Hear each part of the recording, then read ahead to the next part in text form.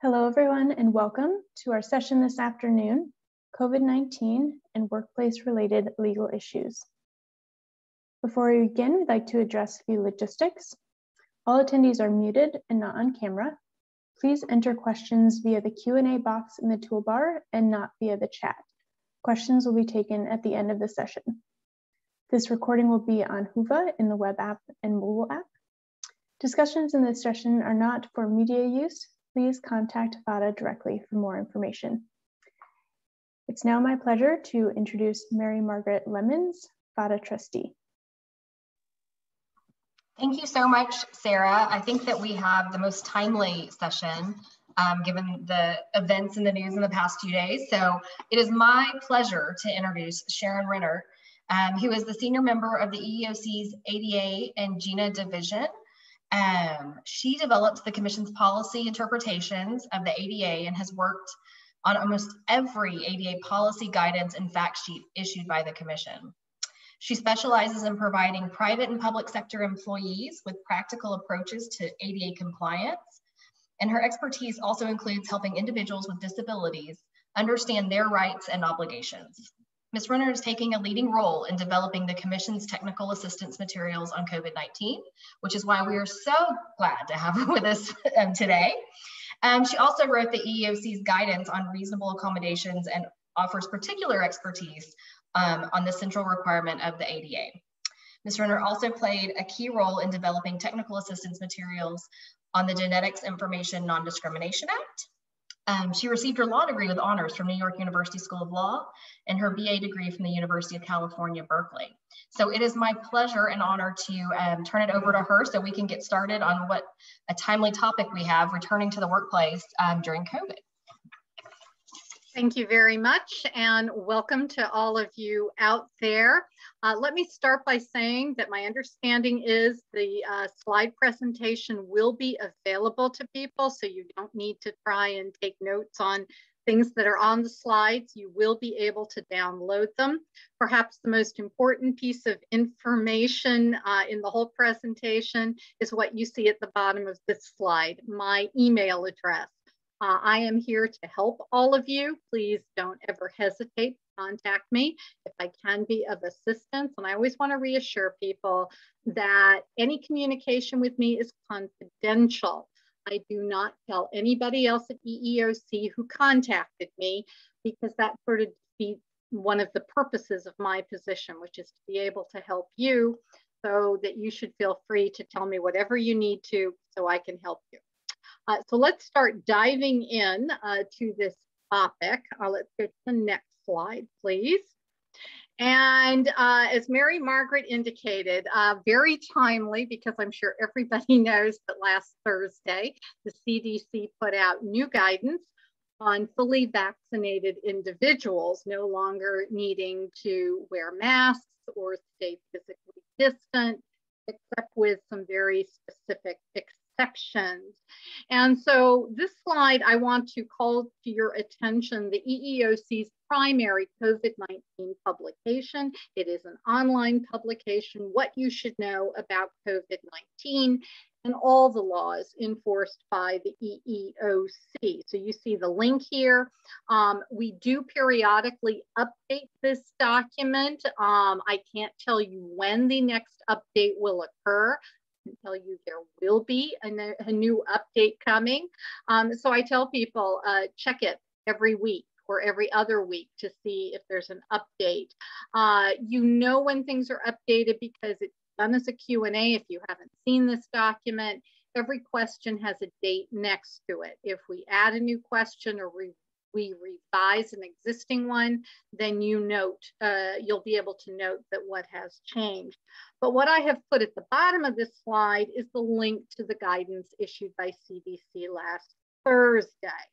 The CDC's guidance is going to have an impact on a number of statements made by the EEOC. I'm going to try to highlight in this presentation where you have to be a bit careful. EEOC is looking at the CDC guidance. We're looking at this publication of ours.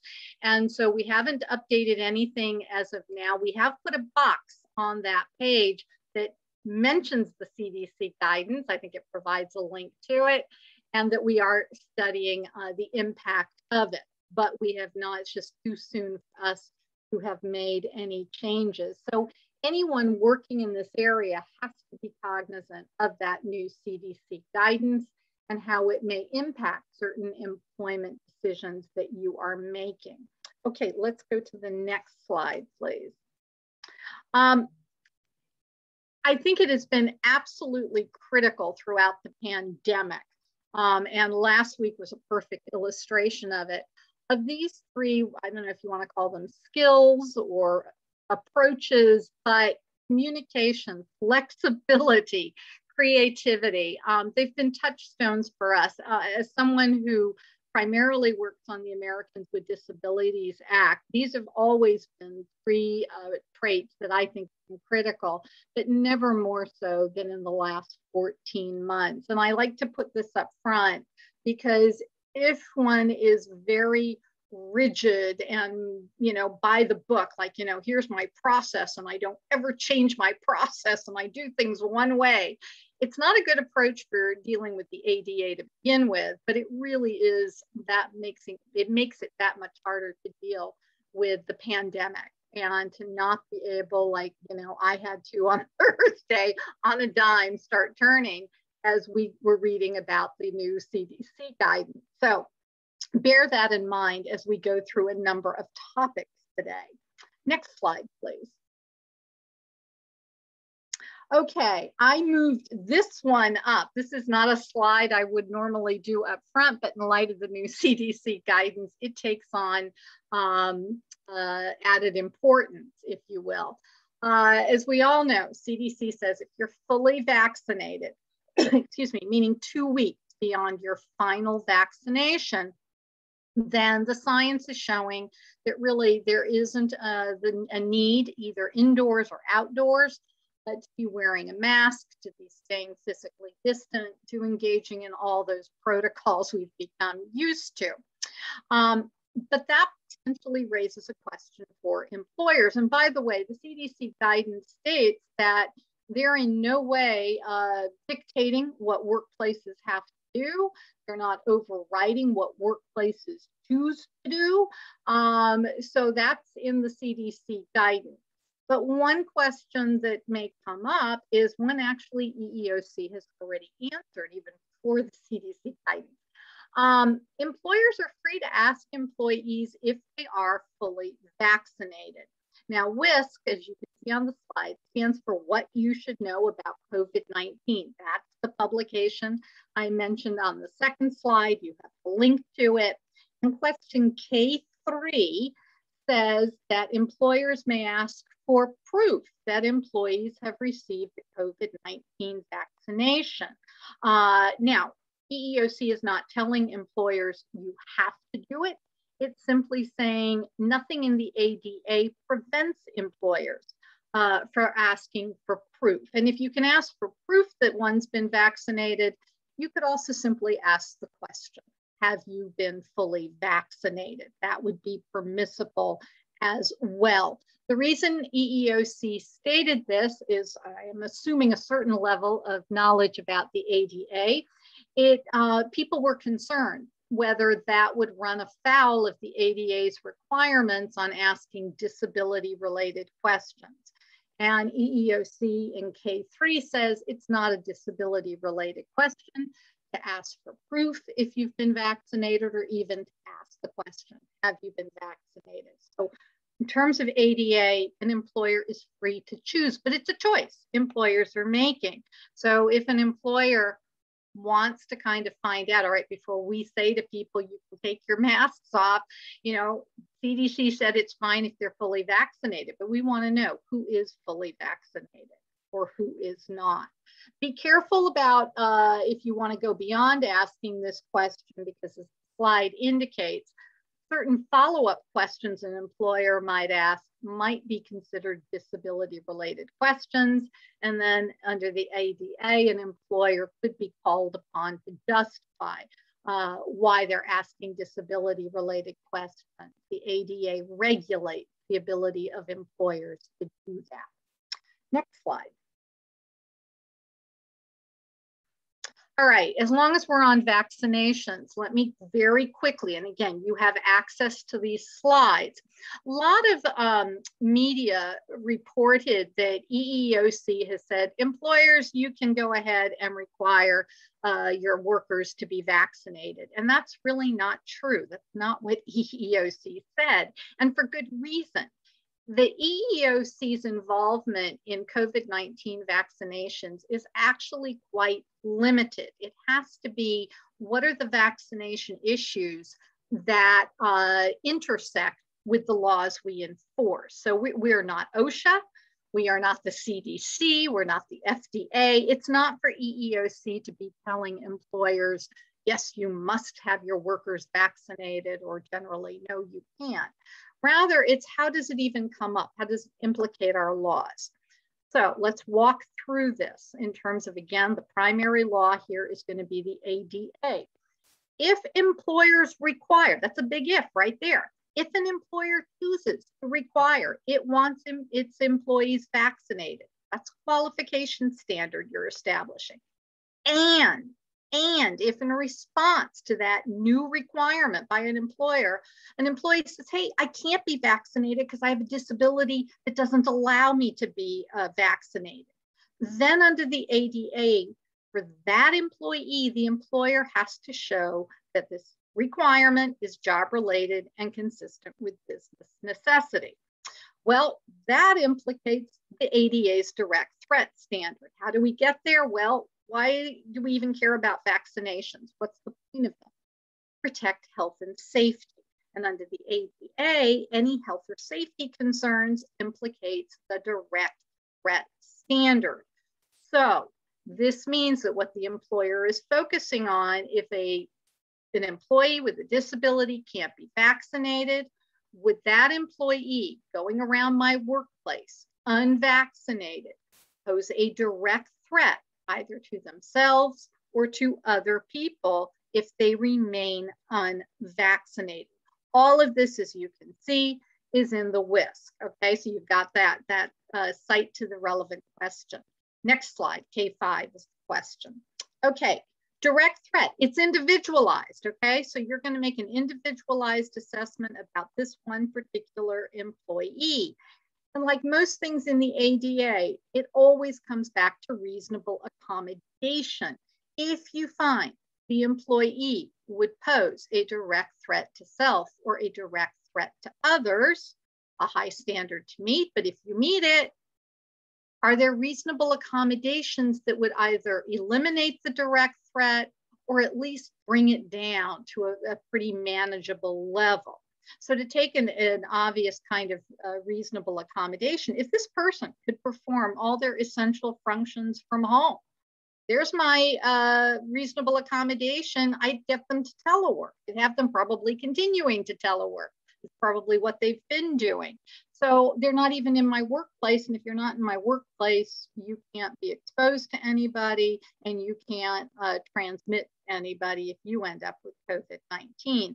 So there I've solved my problem. Now, telework is not something that's feasible for all jobs. I know that, but just to illustrate the role of reasonable accommodation here. So it's you can see this is pretty limited in terms of the implications for the EEOC. This is one of them. Next slide. Religious accommodation, Title VII of the Civil Rights Act. That's the other accommodation provision we have in one of our laws. Again, it's question K6 in the WISC, where an employee, and again, starts out with the employer saying, we want everyone to be vaccinated in our workplace. Employee this time says, no, I cannot be because I have a sincerely held, they may not use that term, but it's a sincerely held religious practice, belief, or observance here. And again, there's all kinds of information on the WISC. We also have publications dealing with religious accommodation to understand what does it mean to be a sincerely held practice, belief, or observance. It can be somewhat idiosyncratic, I will tell you. I mean, in most cases, that's something that employers are probably going to accept. Where do employers stand a chance to dispute it? If you can find that they haven't been holding to it in other regards, maybe a way. But the biggest thing here is undue hardship. Religious accommodation, like disability accommodation, is subject to no undue hardship on the employer. So same term in both laws, but defined very differently. ADA sets a rather high bar for an employer to show undue hardship. It's a much lower bar if it's religious accommodation here. So if there's going to be some difficulty, and the difficulty might be, for example, how to protect somebody adequately. It may be around the amount of risk. It's a lower burden to show undue hardship when it comes to religious accommodation. Next slide, please. Ultimately, if there is, in terms of ADA, a direct threat with no reasonable accommodation that's possible, if there is no religious accommodation, that lower undue hardship standard, then yes, EEOC has acknowledged you may be able to exclude somebody from the workplace, but before you start terminating people, we remind folks, it's not just the laws enforced by the EEOC. Do check if there are any obligations created either by other federal law, state laws, as I'm sure you may be aware, state localities have also been implementing some of their own laws in this pandemic. So you really want to make sure you're on firm ground before you terminate anyone. Okay, next slide.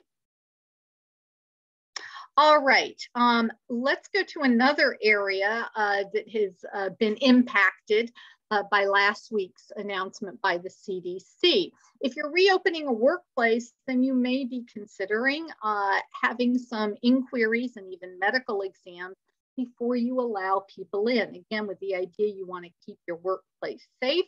We don't want anyone who might have COVID or is suspected potentially of having COVID coming in. We don't want to spread the coronavirus in our workplace.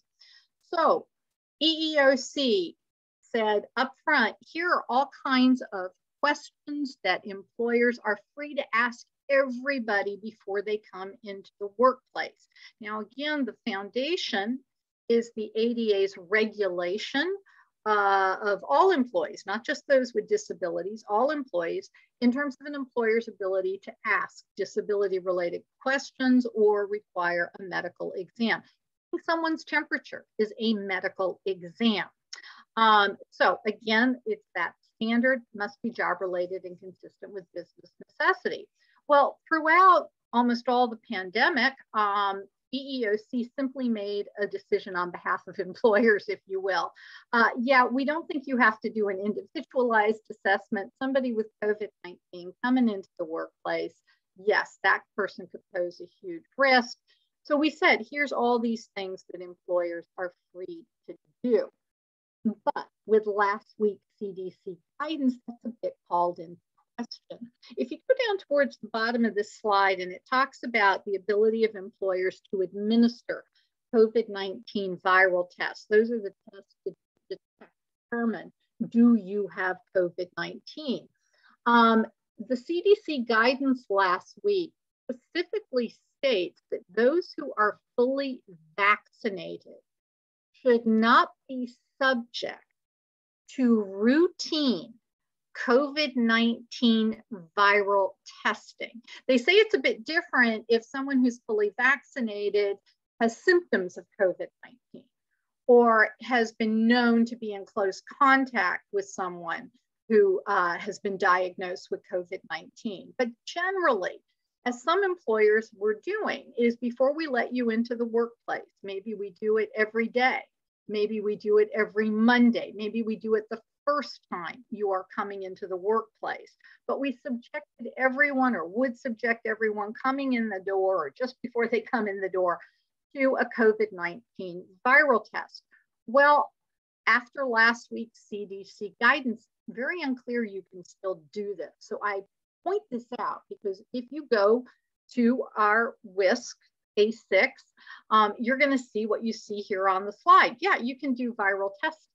I'm not sure that is any longer correct due to the CDC guidance. So this is one place I want to highlight for you. So when you get the slides, you should be writing a note to yourself right now, on this slide, viral testing, maybe not, because now you're going to have to look at that CDC guidance. Unless and until EEOC says something definitive here, then you're really, I don't want to say you're on your own, but you've got to take account of the CDC guidance here.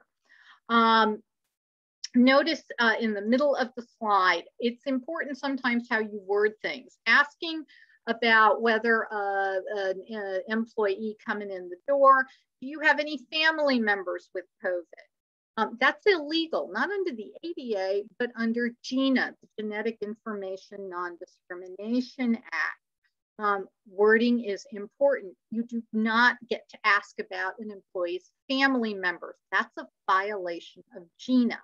So instead, as the slide explains, substitute anyone. Anyone could be a roommate with whom I'm not, it's not a family member. It could be my next door neighbor where I hang out all the time. If you just substitute anyone for family member, you're fine under GINA. Okay, next slide. All right. Screening of all employees. Now, again, this was fine under the ADA, but notice what we said, this is consistent with recommendations from the CDC. Well, again, an asterisk next to that now, because it's not quite clear if you can keep doing routine screening of all employees. If people are fully vaccinated, then it isn't clear any longer that there is a rationale to asking all these questions. For unvaccinated people, that's a different story. And that's why I started with that first slide. It's not EEOC telling employers you have to ask whether people have been vaccinated or not, but you are free to do so. And I think employers may need to think this through a little bit more and then reach their own conclusions here. In terms of job applicants, as workplaces reopen, that means that in hiring, a lot of job interviews may now be done in person rather than through Zoom or other platforms here. To the extent that anyone coming through your front door is screened. Now, again, put aside the CDC guidance for a moment.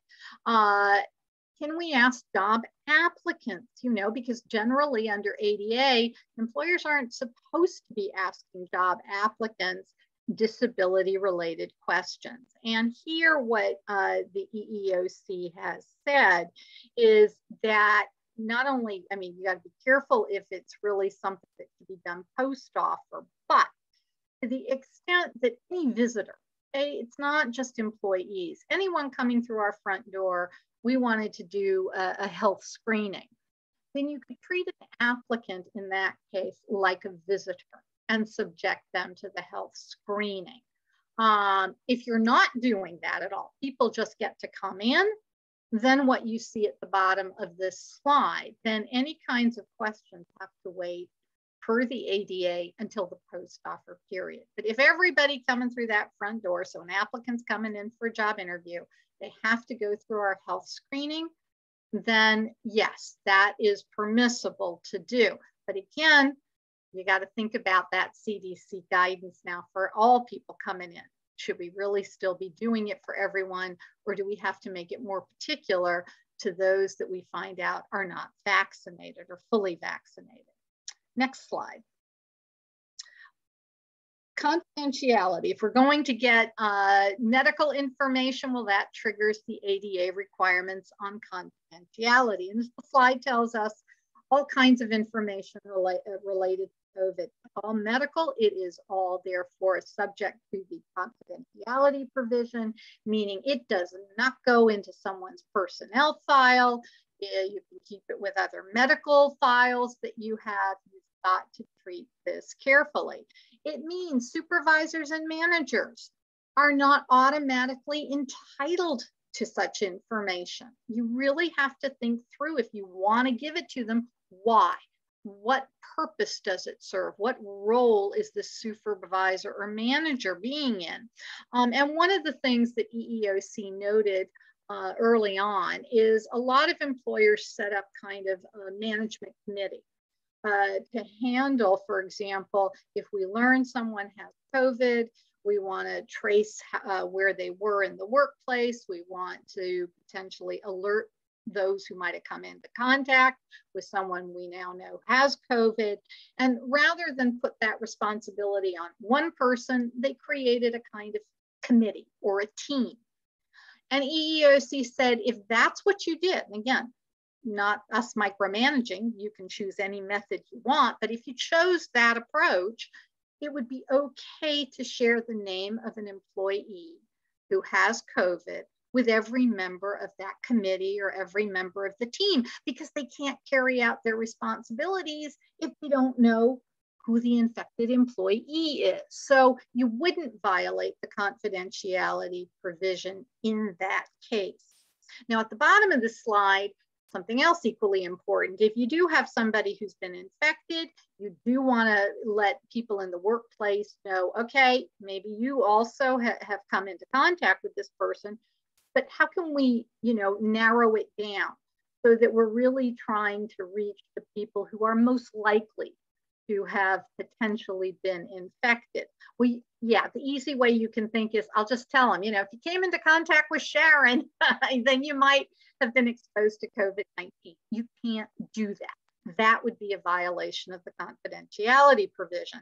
As you can see from the slide, though, you can use descriptions. The descriptions you see on the slide are geographic ones, someone at this location, someone on the 4th floor.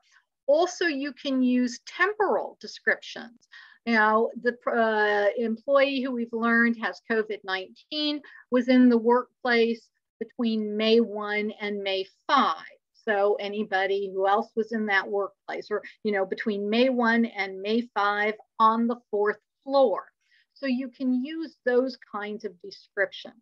Now, EEOC has acknowledged that sometimes in making these kinds of descriptions, coworkers might figure out who it was. They might do a bit of sleuthing on their own. They may just, figure it out. That doesn't mean the employer violated the confidentiality provision. If this is what an employer has done, EEOC acknowledged in B5, if employees figure out who it is, an employer's not liable. So hopefully that gives you some, put your mind at ease a bit here. Next slide. All right, very hot topic, as it should be, reasonable accommodation under the ADA. And again, this may be impacted by the latest announcement from the CDC. But let's go through who may or may not be entitled to accommodation. And we have sort of two broad groups of people with disabilities. Doesn't mean there may not be others who don't fall into one of these two groups, but we've had through most of the pandemic, two groups. One are the people who had, call them underlying conditions, pre-existing conditions, that put people at higher risk, not of contracting COVID-19, but rather higher risk of serious illness if they contracted COVID-19. That was one group that asked for accommodation. The second group were people who were not at higher risk from if they contract COVID-19. Rather, their underlying disabilities, most of which would fall into the category of mental illness or mental disorders. Rather, it was the circumstances created by the pandemic with their underlying disability made it much harder on them to cope. Now, I want to really distinguish here between people like me. Did the pandemic throw me off balance? You bet. Were there times that I was scared and more anxious? You bet. Depressed? Yes. All kinds of things. These are normal human emotional responses to an extraordinary event. But that's not what I'm talking about here. These are folks who had a far more difficult time qualitatively and quantitatively because of their mental illness or mental disorder. Those are disabilities. They might need accommodation. Now let's go back for a moment to those with the pre-existing disabilities that put them at higher risk of serious illness. The example in the slide is quite deliberate at this point, focusing on those who are immunocompromised. There were a whole bunch of them, there still are, diabetes, heart ailments, respiratory ailments, okay, all of these disabilities. But I am focusing on immunocompromised for a reason. And that reason is that obviously now employers can take into account whether or not someone's vaccinated. Somebody asked for an accommodation. You can ask the question, have you been vaccinated? Are you fully vaccinated? What you should not do as an employer is to make an assumption. Do not make an assumption everyone has been vaccinated. Ask the question.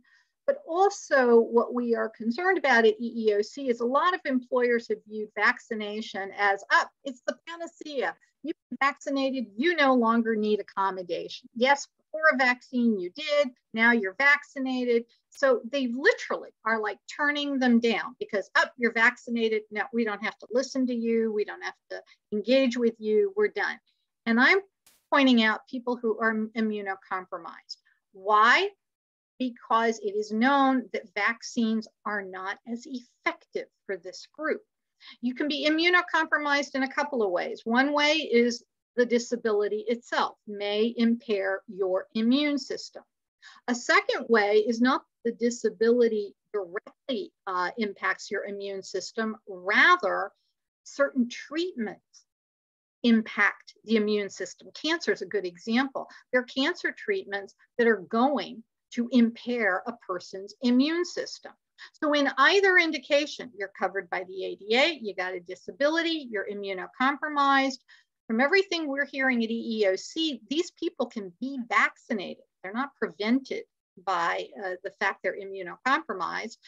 But what does the vaccine do? It's trying to boost your immune system. Well, their immune system is immunocompromised. It's not as effective. So these are certainly folks who, even having been vaccinated, could well still need reasonable accommodation. We also have a group, admittedly fairly small, of people who cannot be vaccinated because they are allergic to components of all 3 approved vaccines. They are just not allowed to be vaccinated. So yet here's another group. So you really need to individualize this. Remember that it is not someone's job designation that makes a difference in terms of, no, you don't get accommodation. Essential workers is the term I think we all became accustomed to. And for some reason, employers thought, hey, if that's what your designation is, or critical infrastructure workers, you're not even entitled to accommodation. And the answer to that is you are wrong. That is not true. They could potentially be entitled to accommodation. But what these designations may help an employer figure out is the essential functions. For most people who are essential workers, what that usually is telling us, not every time, but in many cases, you're a frontline worker, okay? That grocery store clerk, for example, you have to be in the workplace. You cannot do your job remotely. So it may be telling us what some of the essential functions are, where they absolutely have to be performed. That has an impact on what may be feasible in terms of accommodation. People who have a relationship, employees who have a relationship with someone with a disability, they're not entitled to reasonable accommodation. ADA gives them certain protections, but not a right to accommodation. Now, there are groups impacted by the pandemic where EEOC has said, and this is one of them, just because it's not required under the law does not stop an employer from seeing if it wants to help them. You have an option here. I have 2 caveats. One, if you decide to help people who are not entitled to reasonable accommodation, do not call it a reasonable accommodation. That just causes confusion for the employee. And why do that? So We call it flexibility is the term EEOC chose. You could use that term. You could call it a modification, an adaptation. I don't care what the word is, but best to not call it reasonable accommodation. The other thing is if you're going to be flexible for someone who has no legal right to something, think about whether you're prepared to do it for other workers. And we're going to talk about a little bit about some of those, who those other workers might be. Because if I do it here, say for an employee who has an association with someone with a disability, you have a spouse at home who has the disability, a parent at home, or a child at home with a disability. If I allow you to have a certain flexibility, but then I say no to somebody because, hey, you know, you're just simply older, I'm not doing it for you. You may have disparate treatment now under the law because you've treated people differently in handing out the flexibility. So think it through. Think it through. Okay, $64,000 question many people have for us. What about COVID-19? Is that a disability? EEOC has not addressed it. So what does that mean? It means it's like almost every impairment out there because EEOC has not individually addressed every known medical condition. There's about 10 things in the regulations that EEOC says, yep, these are pretty much always disabilities. Outside that list, employers have always been on their own. And when you're on your own, what are you doing? You're going to apply the rules on how you determine if a medical condition is a disability. And I'll start you off. Yes, COVID-19 is an impairment. Okay, so does it substantially limit a major bodily function or major life activity? You can take over at that point. It's no different from any other medical condition. Next slide.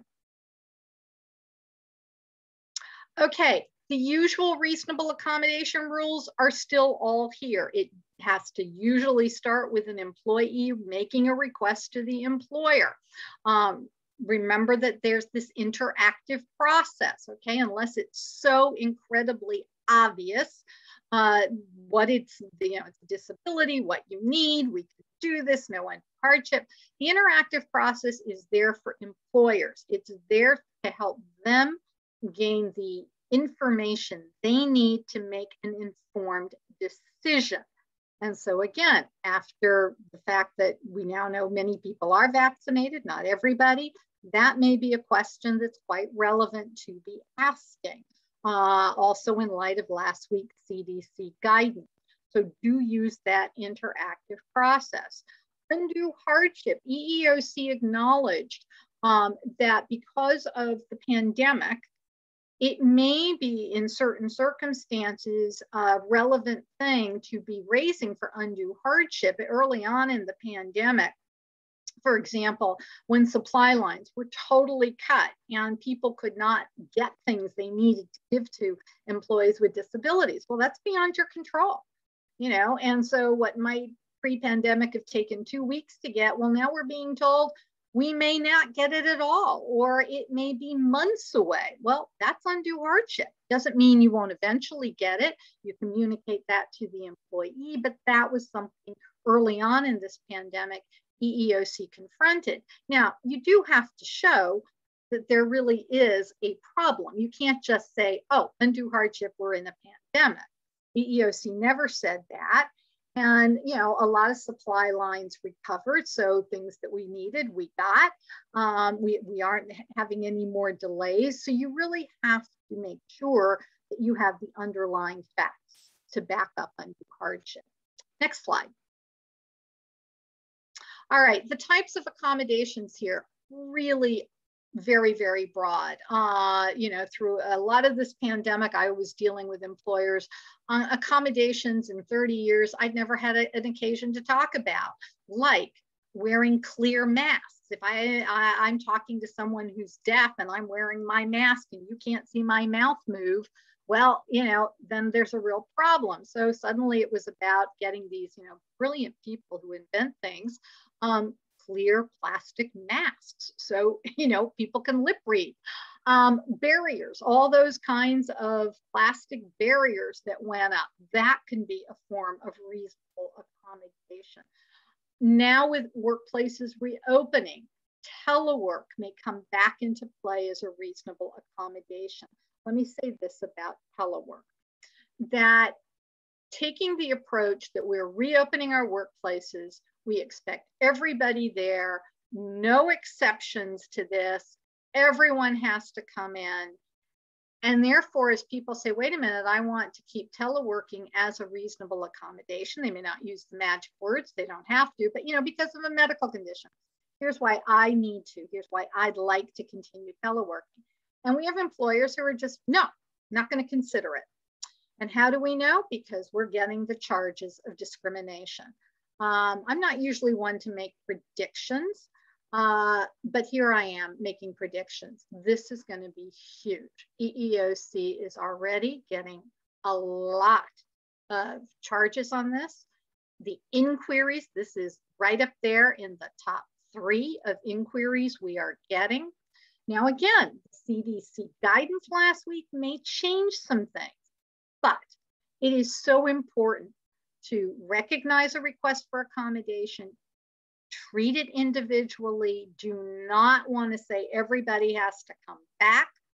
An employer's strongest argument, assuming we have a person with a disability, they have a disability-related need to keep teleworking, an employer's strongest argument is going to be, well, when we started over 14 months ago, we had to eliminate one or more essential functions that we all knew you couldn't perform from home. So we just said, don't bother, we knew that, but keep doing the rest of your job. But now we're reopening, we want to restore that essential function to you. An employer's entitled to do that. When you're reopening your workplace, you may restore essential functions that were temporarily put aside just because we know you can't do it at home. You're under no obligation under the ADA to continue temporarily or permanently removing an essential function. But in saying that, make sure it really is an essential function that can't be performed from home remotely. If it's something, say, that takes 1 day a week to do, then it's saying, all right, we need you to come in 1 day a week, but still 4 days of a week of telework would be feasible, if it's only 1 day. So now it's what accommodations could keep you safe that 1 day a week we actually need you in the workplace. Remember that if employers turn down requests for telework, what EEOC investigators will be looking at is that period when everybody was having to telework, not as accommodation, but we were shut down. So everyone's teleworking. An EEOC investigator is going to look at that period. And if he or she finds someone was doing all essential functions, they performed them all satisfactorily, they met their deadlines, quality was acceptable, quantity was acceptable, and now an employer saying, sorry, can't do it anymore, undue hardship, not effective. Well, wait a minute, for 12 months, 14 months, it was fine. What changed? Employers are going to have to think this through. Very important. Also remember thinking about creativity, all the ways in a workplace to try, and if you want people back there and safe, what is it you can do? Like you see a couple of examples where employers are not reopening break rooms or unused conference rooms. Those can be turned into private office space, private workspace for people. So think about that. Okay, next slide. Infection control. This has always been something that employers could choose to do generally, okay, across the board. Employers could choose to do that. To the extent that infection control procedures or personal protective gear become reasonable accommodation issues, it becomes that if you're not doing something for the rest of the workplace, okay? So if I'm passing out masks to everyone, and again, that may be different now under the new CDC guidance, but some employers were like handing out masks to everyone. Well, if my disability prevents me from wearing the mask the employer's handing out, now the employer may have to, as an accommodation, give me a different type of mask to wear. But doesn't necessarily have to give me a mask if it's not giving everybody a mask here. You're allowed as an employer to have your employees abide by whatever rules you set in terms of infection control measures. Again, if somebody asks for accommodation, what is it? And again, it's about everyone's safety and this person's safety. Is there room for accommodation without undue hardship? Next slide. All right, very quickly, because I want to get to your questions here. I do want to highlight some issues though under our other laws. Let's start with the Age Discrimination in Employment Act, the ADEA. No right to accommodation under the ADEA. It just doesn't have that kind of provision, but be aware, older workers, in addition to being older, may also have disabilities. We know a lot of disabilities can come as one gets older. We all have those things, but there's a correlation with it. So you want to listen. If someone starts with, you know, hey, I'm looking for something because I'm 69, I'm 70. I've had so many conversations like this in the past year, and they start with the age, and there's a throwaway line. And then there's my diabetes. And I'm like, whoa, you buried the lead. Let's start with the diabetes, because diabetes is a disability. And there could be a right to reasonable accommodation. But remember what I said earlier about people who are not entitled to accommodation, but does an employer want to be flexible with them? Well, here's an example, the older worker.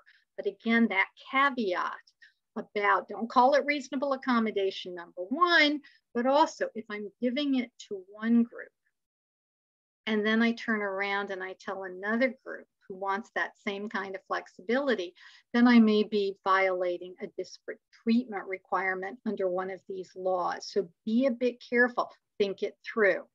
Okay, next slide. Pregnancy, all right, couple of issues that come up here. Again, there is no right to reasonable accommodation for pregnancy, but sometimes during pregnancy, a pregnancy-related disability develops, gestational diabetes, to choose just one example here. Well, if there is a pregnancy-related disability like gestational diabetes, that triggers ADA coverage. So not because of the pregnancy, I'm not entitled to reasonable accommodation because of my pregnancy, but if I need something because of the gestational diabetes or a similar kind of pregnancy-related disability, that can be handled under ADA, has to be. So there may be a right to reasonable accommodation. But what we do have under the Pregnancy Discrimination Act is no disparate treatment. Here's this issue about, you know, treating groups the same. A pregnant worker is entitled to the same benefits that are being given to workers who are similar in their ability or inability to work. That's a mouthful, but basically think of it, if I'm going to give the older worker some flexibility, but I tell a pregnant worker, you know, same flexibility the 69-year-old is getting. No, I'm not giving it to you. In essence, because, well, you're just pregnant. You may not say that, but that's really what it comes down to. Well, now you may have a violation of the Pregnancy Discrimination Act. Again, if you're going to go beyond the law, think how far beyond the law you may have to go so you don't unwittingly violate one of these laws. Next slide. Yet another quarter heard from caregivers, family responsibilities. Again, no reasonable accommodation requirements, you know, in the law that protect these people.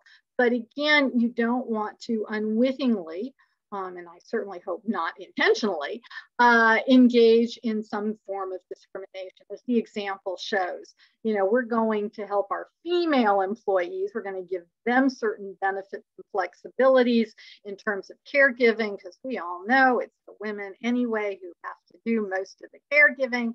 But then a male worker wants the same thing. Oh no, forget it. You know, you're just a father. And again, you're not going to use those words, right? But you don't want to be in that kind of situation. Next slide. We're almost at the end. Harassment. Unfortunately, you know, harassment's there in the best of times, and these haven't been the best of times. And so it rears its ugly head. And anybody on the front line, supervisors, managers, they need to be reminded they are the eyes and ears of an employer. You have responsibilities here. You cannot look away or turn away. remind people, here are our harassment guidelines, and it should be broad. I mean, there's anti-harassment provisions under all of the EEOC's laws. You want to be clear about it.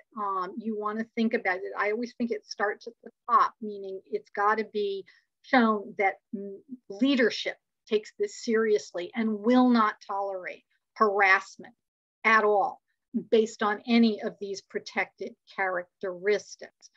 The last slide, please. You don't have to reinvent the wheel. EEOC has put out a lot of things here. As you can see at the bottom of this slide, all kinds of resources, tools available. So, you know, we've tried to help you out here. If you don't, you need some help here. But it really is important to not overlook harassment issues. It's happening. We see it, you know, unfortunately, with charges coming in here. You want to nip these things in the bud if you can. Okay, your questions now. Oh my goodness, Sharon, thank you so much. I don't know about everybody else that's watching. We have about 102 people in the session with us. The high point was 111, I think, but I've been texting my general counsel this entire time, screenshots of your presentation saying, are you on top of this? So I'm gonna lead off with the first question. I know we're gonna get more. So the first one is from John, and he asks, would we be prohibited from viral testing both vaccinated and unvaccinated? The problem there is the CDC guidance says that people who are fully vaccinated, okay, meaning you're 2 weeks past your final vaccination, people who are fully vaccinated who have no symptoms of COVID-19, and are not known to have been in close contact with someone known to have COVID-19, that these are not people who should be subjected to routine COVID-19 viral testing. That's kind of clear. And so, as I said, you can see it in the CDC guidance, that sentence. So then as an employer, if I'm going to, yes, as an employer, it's just easier to test everybody. I get that. But wait a minute, you know, if they have no known contact with someone known to have COVID-19, they have no symptoms of it. I mean, maybe if you want to, you know, look at it as the first things we do before we do viral testing is ask everybody these questions. Do you have any symptoms? Because if somebody who is fully vaccinated says, yeah, I have symptoms of COVID-19, then what we're reading in the guidance, and please look at the CDC guidance yourself, okay? It's not EEOC's place to interpret the CDC guidance. We are looking at it. We're obviously trying to understand it. We have to look at our own EEOC guidance and update it. But as an employer, you should be reading these things. You can be reaching out to see if you can get more information from CDC.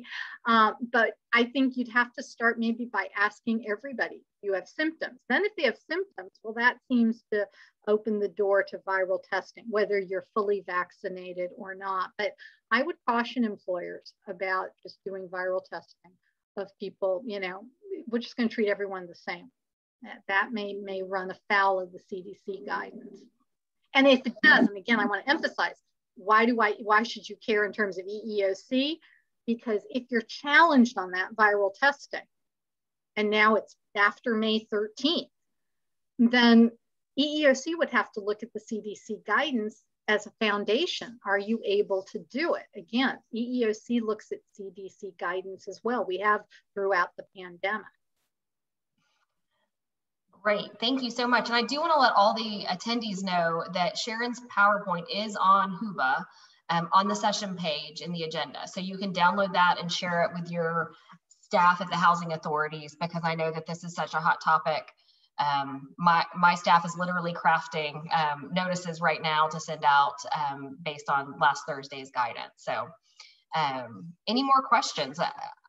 I'm shocked that I don't have just a bevy of questions, but that's the only one that I saw come through. That's why I always remind people about my email address. I know what it is to kind of be inundated with information. And then you'll kind of, tomorrow think, oh, here's the question I should have asked. So you still have that opportunity.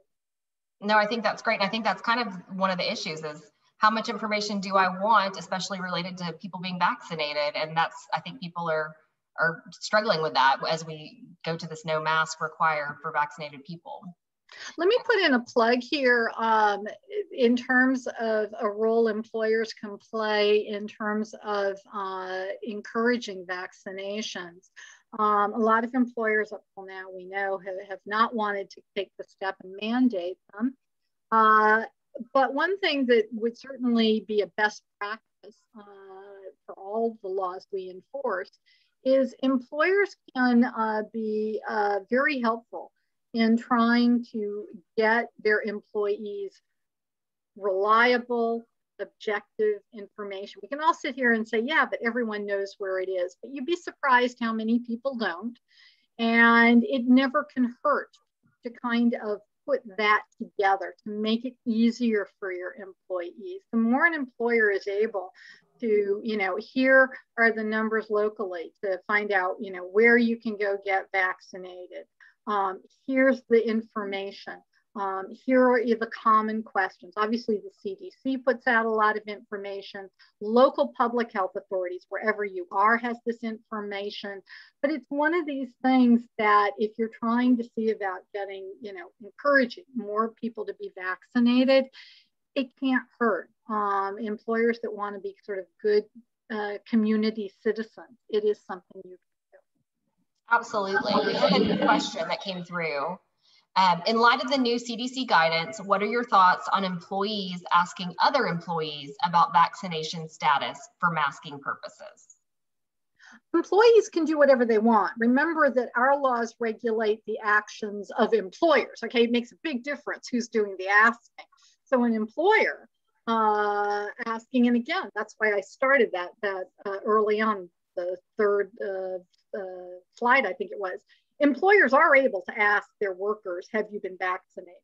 But employee to employee, coworker to coworker, I want to ask, hey, I'm going to make my own decisions whether I'm taking a mask off or not, or if I want to be close to you. So employee to employee, I want to ask, that's fine under our laws. Again, I can only talk about the EEOC laws, but fine. And so one question that just came through, can employers still require masks in the office? Yeah, CDC, if you read their guidance, and it's not all that long, please, if you haven't read it, do so. And you don't have to be a scientist, a doctor. I'm neither one of those things. It is fairly straightforward. I have a few questions for the CDC, but I understand the gist of it. And it makes very clear that, look, we're saying this is the CDC, but there is a specific sentence that we're not overriding what local governments are doing. We're not overriding what workplaces are doing. So nothing in that CDC guidance binds a workplace, binds an employer from saying, look, we hear what the CDC is saying, but we're at this point going to still require everyone to wear masks. Okay, that's our decision. And, it's a fair one. I mean, if you don't want to start asking if people have been fully vaccinated or not, so you don't know, if you just say, okay, we're taking away the masks, as a lot of people are pointing out, you don't know. It's an honor system. Employees who may not be fully vaccinated may be going, oh, great, I can take this awful mask off. And who's checking on them? So, I mean, it's a bit complex for employers. I agree about what to do here. But no, you are not violating the CDC guidance if you choose to keep your workplace masked at this point under the EEOC. That's fine. Again, if you have your mask requirement and someone says, look, due to a medical condition, here's my problem with wearing a mask. Well, that's a request for reasonable accommodation and you handle it as such, or religious accommodation, okay? But okay, we have the last question. We have about a minute for the last question, and it is, how would you deal with an employee who is vaccinated and does not want to work in person with any unvaccinated persons? unless you give me a hook into one of our laws, it's really not an EEOC issue. The fact that a vaccinated person doesn't want to be around an unvaccinated person, you know, it's not about disability, it's not about religion, it's not about all those protected characteristics. So in a way, you're asking the wrong person. And in fact, probably a lot of people in human resources may do better than I would in terms of, you know, trying to answer how you handle that. The one thing I have been telling employers, though, with these kinds of questions is not that I have an ultimate answer, but remember, all of us have been through, in a way, a kind of trauma for the past 14 months. Maybe we don't look at it like that, but in a way, it is a traumatic event. And it's hard for people to change. And I think, again, remember that thing about at the beginning, flexibility, communication, listening to people, understanding where they're coming from. People may in a few weeks start feeling differently, but everything has happened so quickly in this past, it's not even a full week since CDC came out with its guidance. And again, I think using some of the skills we use under the ADA and apply them to this question. It's a good question. You're not alone. A lot of people are asking it. I'm just not the best authority. But I think I love using the ADA techniques when I'm confronted by things that are not directly about the ADA. I listen to people. I hear them out. I try to be empathetic. I try to be flexible. Doesn't mean I won't have a bottom line and they may not like it, but these are really good techniques to use.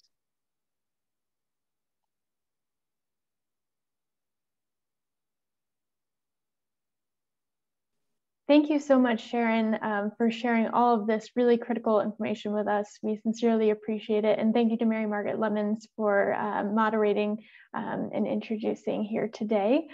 Just wanted to remind everyone, Sharon's slides are on Whova. Just go to the agenda into this session and you'll see them at the bottom of the page. The recording will also be on Whova later today. Our sessions begin tomorrow morning at 11 a.m. Eastern Time. We look forward to seeing you then. And please take our session survey in Whova so we can hear your feedback as well. Thank you so much, everyone. Thank you again to Sharon and Mary Margaret, and have a wonderful evening.